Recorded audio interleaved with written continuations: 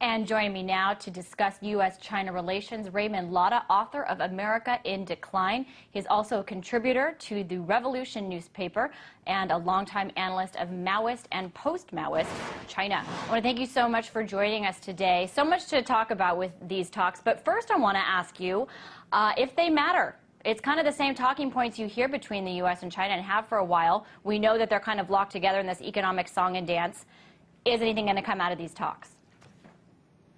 Well, I think that there's a lot of honeyed phrases being bandied about, but it's important for viewers to understand that there are escalating geopolitical and geoeconomic tensions between the U.S. and China, and those tensions are rooted in profound shifts in the world economy, alluded to by your previous segment. And this shift in the balance of power in the world economy is exacerbated by the economic crisis that kicked in 2008 and a faltering economy. And there's now intensifying and scrambling competition for energy supplies and raw materials. So this is really the backdrop for these talks, and the U.S. is seeking to reassert its dominance, and China is seeking to carve out a growing geopolitical, geoeconomic space in the world system, because China has emerged in the last decade as a major global economic power, is now the second largest economic power and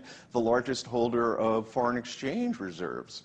And the U.S. is seeking to counter that, and has been, through the reassertion, as I said, of its strategic dominance in East Asia, and by calling China to account for various economic policies that it finds injurious to its interest, while the Chinese are seeking to penetrate more deeply into various parts of the world, economically and geopolitically and militarily. Couple things here. Who has the upper hand then? The United States, which has chosen to continue funding its military to the step of 6 times what China does, or China, which has invested more in infrastructure, and the United States goes into a country, occupies it, China goes in and buys up all their resources.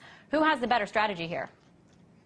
Well, I mean, there's each of these powers, as I said, the U.S. still remains the dominant power in the world economically. It's still the financial glue of the world imperial system, and it is still the political military guarantor of the contemporary world economic order, which for the time being is of benefit to the great powers. But China is posing a real strategic challenge, and in the Department of Defense surveys, or you look at the WikiLeaks, you see that the U.S. imperial leadership definitely regards China as a strategic competitor. And China, on the other hand, is pursuing its own strategy relative to the fact that the U.S. is still economically and militarily dominant. The Chinese, which I must emphasize, China is a capitalist society, a capitalist economy since the counter-revolution of 1976. It is an emergent imperial power, and its strategy is one in which it's A, seeking to expand and diversify its domestic economic base, especially technological upgrading.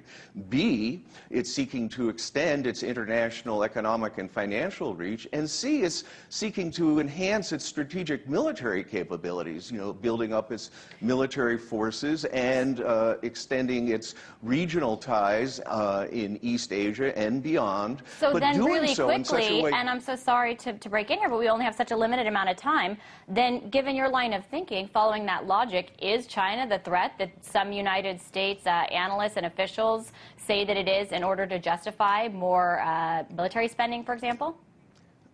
Look, the United States is seeking to preserve its dominance in the world, which is based on, wars and super-exploitation and the control over people's lives. And China is an emergent imperial power, which, as I said, has a certain strategy. But right now, that strategy doesn't, lead them to direct showdown with the United States. But both of these powers, are doing things that are not in the interest of the people of the world. And I think when the U.S. talks about China, the U.S. mainstream media and the leadership, Obama, Clinton, their statements about being back in Asia, or the U.S. being involved in an international struggle, battle for influence, as Clinton has said, with China. This is all about preserving their great power interest at the expense of the people of the world.